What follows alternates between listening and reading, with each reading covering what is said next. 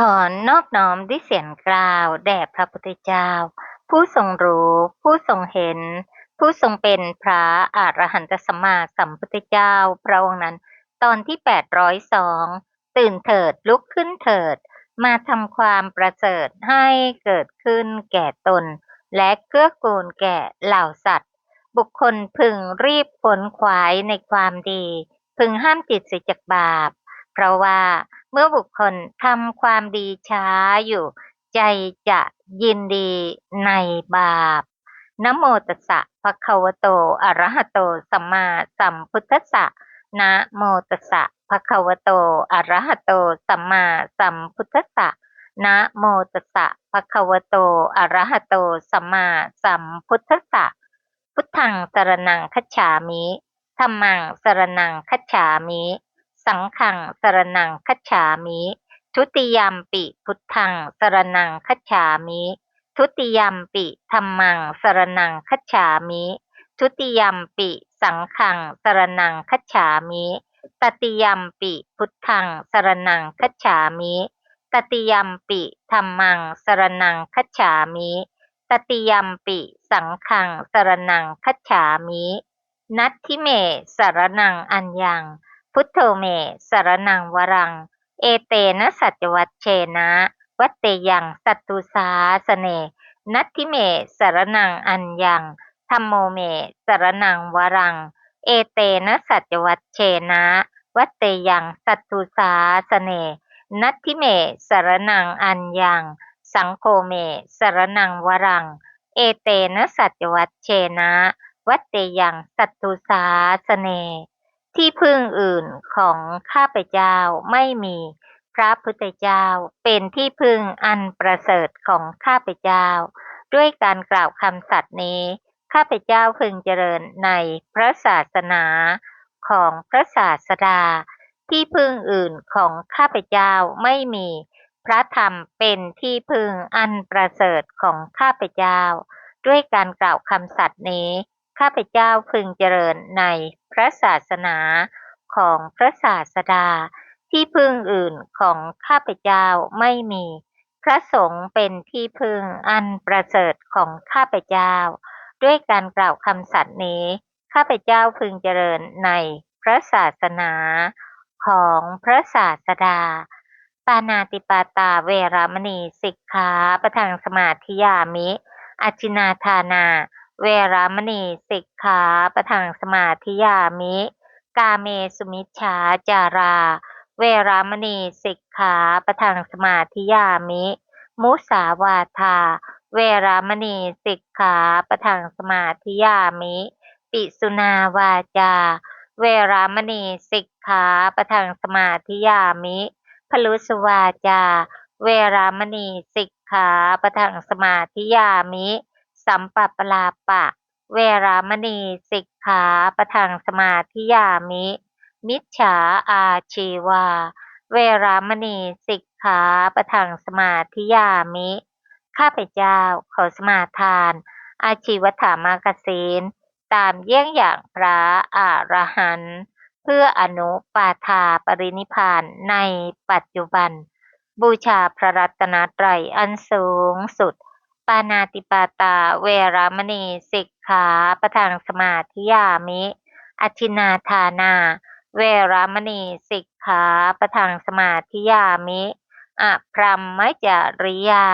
เวรมณีสิกขาปะทังสมาธิยามิ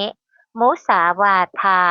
เวรมณีสิกขาปะทังสมาธิยามิสุราเมรยะมัชฌัปปมาทฐานาเวรามณีสิกขาปะทังสมาธิยามิวิกาลโภชนาเวรามณีสิกขาปะทังสมาธิยามินัจจคีตวาทิตวิสุกทัสสนา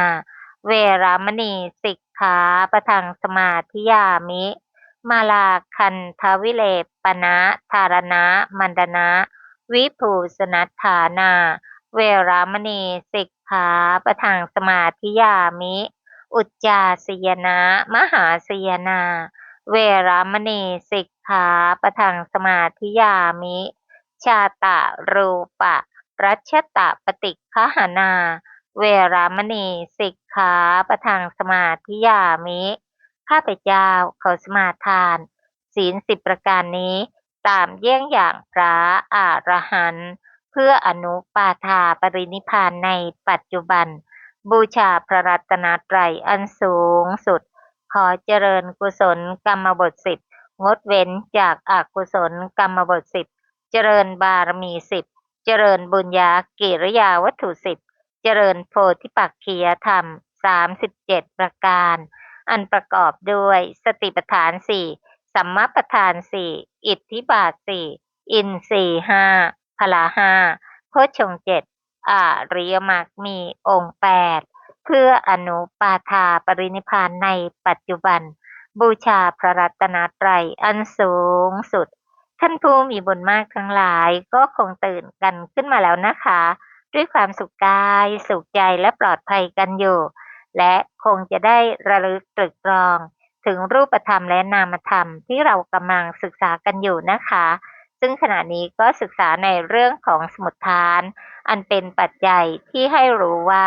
ธรรมะทั้งหลายนั้นไม่ว่าจะเป็นรูปธรรมหรือนามธรรมก็ตามย่อมเกิดด้วยเหตุปัจจัยไม่ใช่เกิดโดยการดลบันดาลของใคร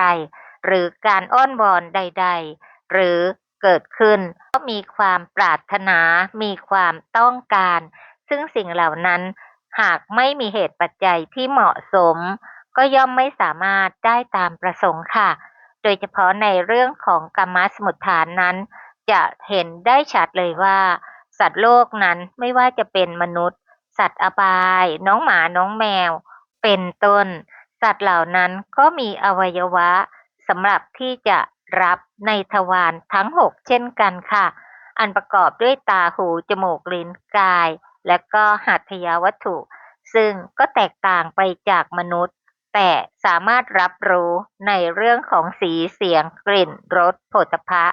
และก็ธรรมารมณ์การคิดนึกนั้นย่อมแตกต่างกันออกไปนะคะโดยเฉพาะสัตว์อบายนั้นเป็นอเหตุกะสัตว์เขาไม่สามารถที่จะระลึกตรึกตรองในพระธรรมคำสอนของพระศาสดาได้แต่เมื่อได้ยินแล้วบางตัวนั้นก็สามารถที่จะมีจิตโสมนัสยินดีเกิดขึ้นอย่างเช่นที่เราศึกษากันไปน้องกบที่ได้ฟังเสียงของพระบรมศาสดาจิตโสมนัสยินดีในเสียงมีศรัทธาเกิดขึ้นจึงได้ไปเกิดในเทวโลกหรือน้องค้างคาว500ตัวฟังเสียงสวดมนต์ของภิกษุ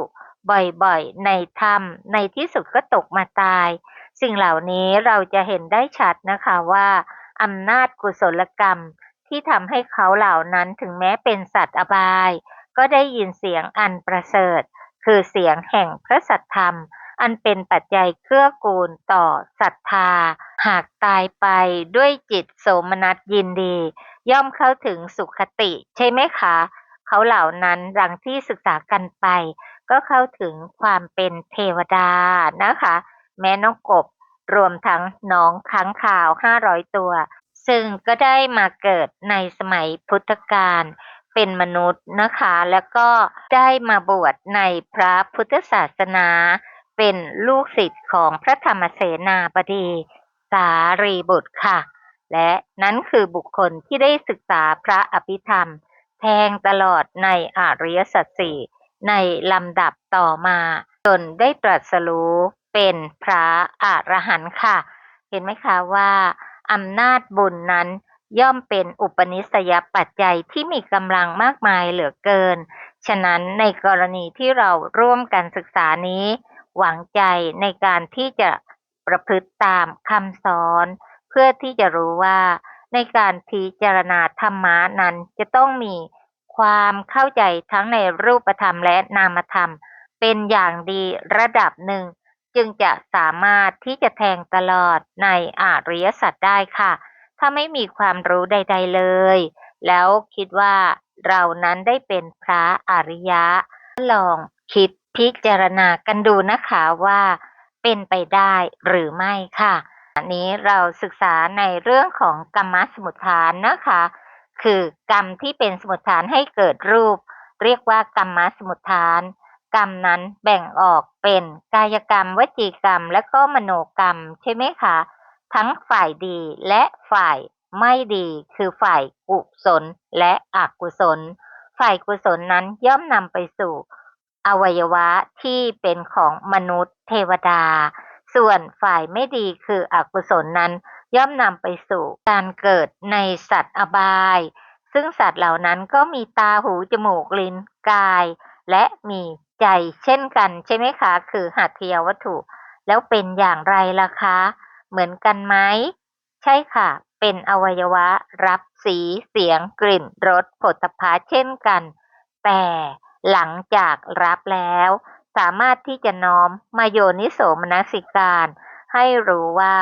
สิ่งที่กำลังหมุนไปอยู่นั้นเป็นกระแสแห่งปฏิจจสมุปบาทหรือขณะนี้เป็นกุศลเป็นอกุศลย่อมเกิดขึ้นได้ยากเหลือเกินใช่ไหมคะ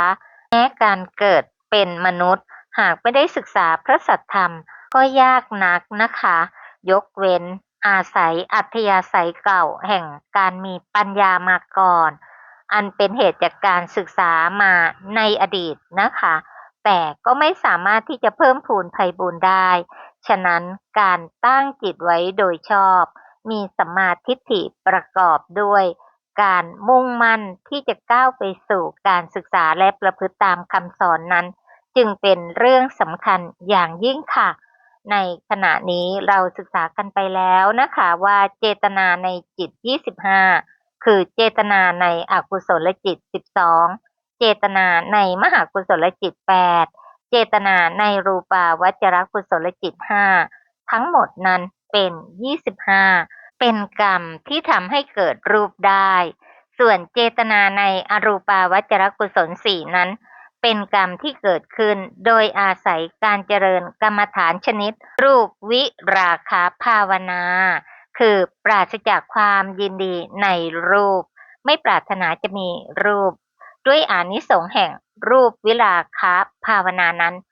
จึงทำให้ไม่เกิดกรรมมัชรูปแต่ไปเกิดเป็นอรูปพรหมนะคะส่วนโลกุตตรกุศลอันประกอบด้วยมรรคสีนั้นเป็นกรรมที่เกิดขึ้นโดยอาศัยการเจริญกรรมฐาน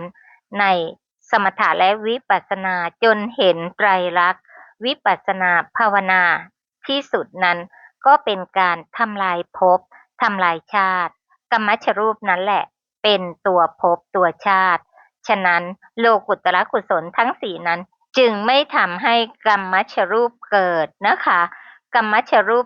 18อันเกิดจากกรรมได้แก่ประสาทรูป5ภาวะรูป2หัตถยรูป1ชีวิตรูป1ปริเฉทรูป1อวินิโพครูป8ทั้งหมดเหล่านี้นะคะก็สามารถเกิดขึ้นได้ทั้งในมนุษย์สัตว์เดรัจฉานและสัตว์อบายที่เป็นสัตว์นรกเปรตอสุรกายทั้งหลายซึ่งแน่นอนในส่วนของกายประสาทนั้นในสัตว์นรกนั้นมีเพื่อรับทุกโทษที่ได้ทำมาการเกิดขึ้นในสัตว์ที่มีขันธ์ห้าคือปัญจโวการภูมินั้นมีอยู่26ภูมิใช่ไหมคะอันได้แก่เทวดาพรหมอสัญญสัตตาพรหมมนุษย์และสัตว์ทั้งหลายเว้นอรูปภูมิ4รวม27ภูมิกรรมชรูปจะเริ่มเกิดตั้งแต่ปฏิสนธิเป็นต้นมาและจะเกิดได้ทั้ง3อนุขณะคือเกิดทั้งในอุปาทขณะถีติขณะและพังคขณะของปฏิสนธิจิตเป็นต้นมาต่อมาก็เกิดทุกๆขณะย่อยหรืออนุขณะของจิตทุกๆดวงจนเมื่อใกล้จะตายตั้งแต่ถีติขณะจิตดวงที่17ที่นับจากจุติจิตย้อนถอยหลังทวนมากรรมชรูปใหม่ไม่เกิดอีกส่วนกรรมชรูปที่เกิดขึ้นที่อุปาทขณะของจิตดวงที่17นี้ย่อมตั้งอยู่ได้จนถึงจุติจิตจึงจะครบอายุแล้วก็ดับลงไปพร้อมกับพังคขณะของจุติจิตพอดีเห็นความละเอียดลุ่มลึกของพระธรรมแล้วยังคะหากไม่มีพระบรมศาสดาผู้สูงสุดตรัสรู้แล้วก็ ย่อมไม่มีโอกาสเลยนะคะที่จะได้รู้ความจริงเหล่านี้ที่ละเอียดมากมายเหลือเกินนี้เรื่องรูปนะคะซึ่งเราบอกว่าหยาบสุดแล้วแต่เมื่อศึกษาลงไปเราจะรู้ได้เลยว่าเพราะสัพพัญญุตญาณเท่านั้นจึงทรงอย่างรู้ในความจริงแม้ในเรื่องของปฏิสนธิจิตจุติจิตรูปที่เกิดในวาระสุดท้ายเห็นไหมคะพระองค์ตรัสไว้เลยว่า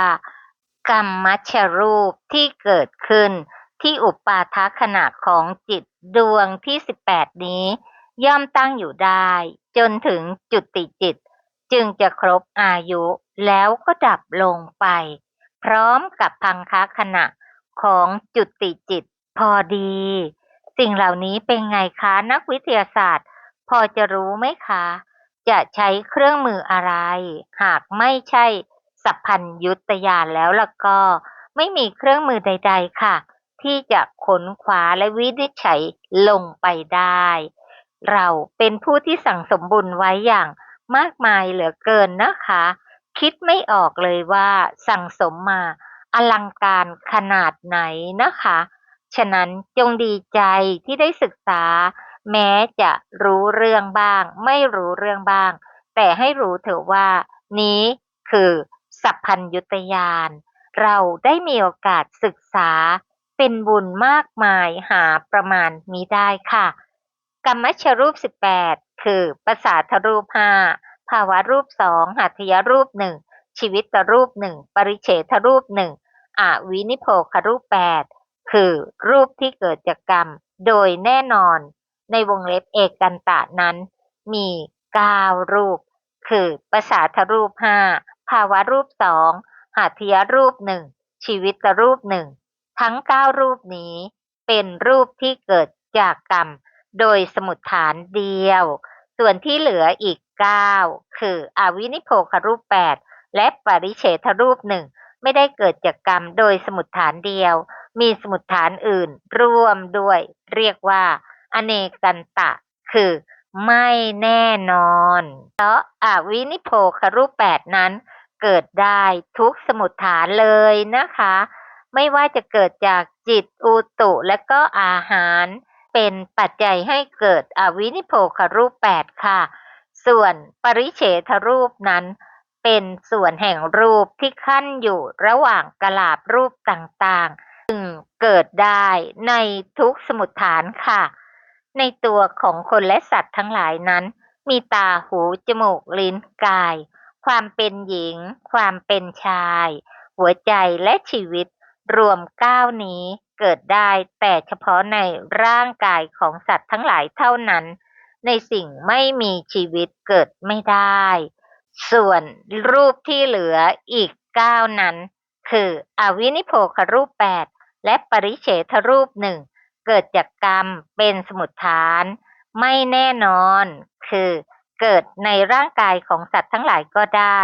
เกิดในสิ่งที่ไม่มีชีวิตทั้งหลายก็ได้จึงทำให้เป็นไงคะรูปนั้นมีการแตกออกเป็นส่วนๆได้และในร่างกายของสัตว์นั้นจึงมีช่องต่างๆเกิดขึ้นได้นะคะและที่สุดนั้นหากไม่มีปริเฉทรูปคิดดูสิคะว่ารูปติดกันหมดจะมีการแตกทำลายได้ไหมสัตว์โลกที่ตายไปก็คงจะวางเกลื่อนกราดไปหมดเลยใช่ไหมคะเพราะไม่สามารถสลายออกเป็นส่วนต่างๆได้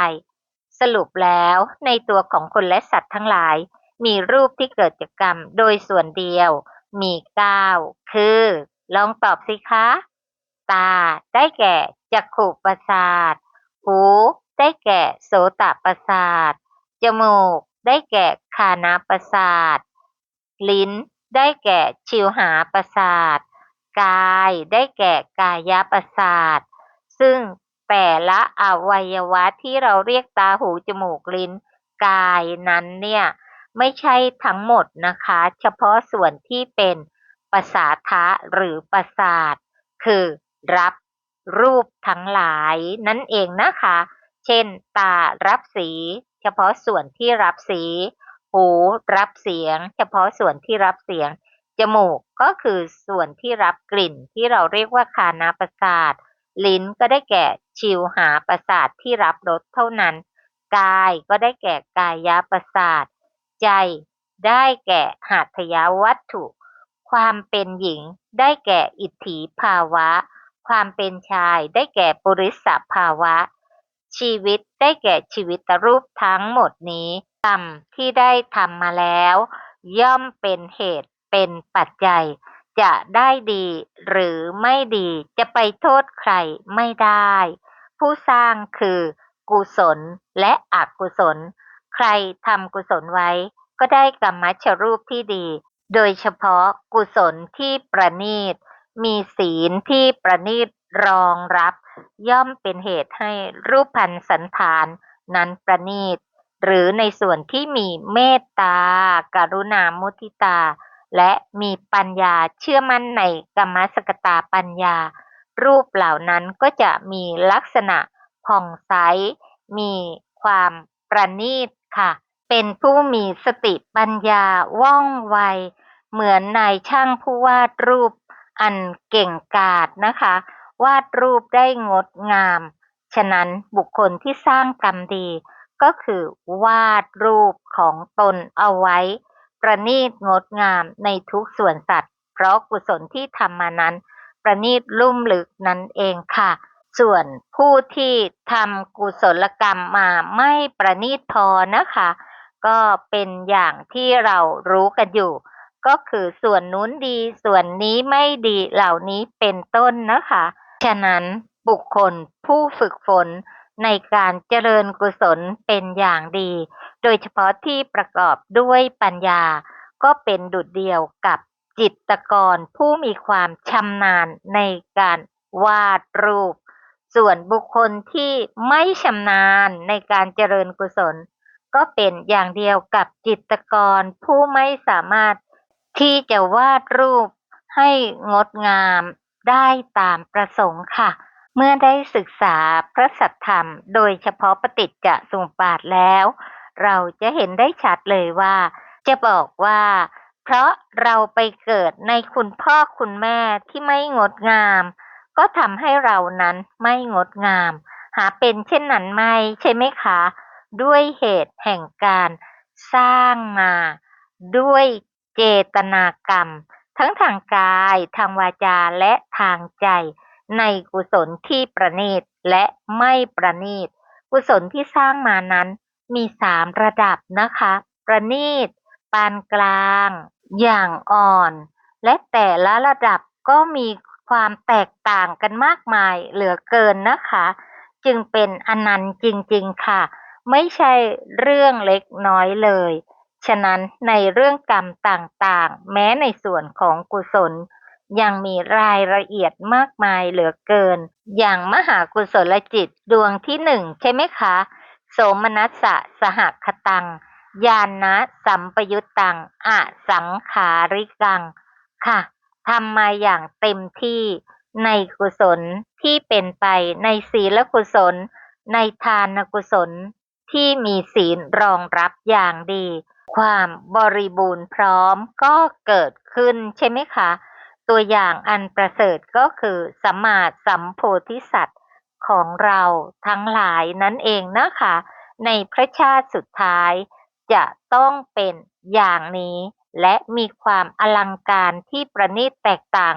กว่าบุคคลอื่นด้วยนะคะเพราะการสั่งสมบารมีมายาวนานถึง20อสงไขยยิ่งด้วยแสนมหากัปแม้อัครสาวกเบื้องขวาจะประกอบด้วยจิตประเภทเดียวกัน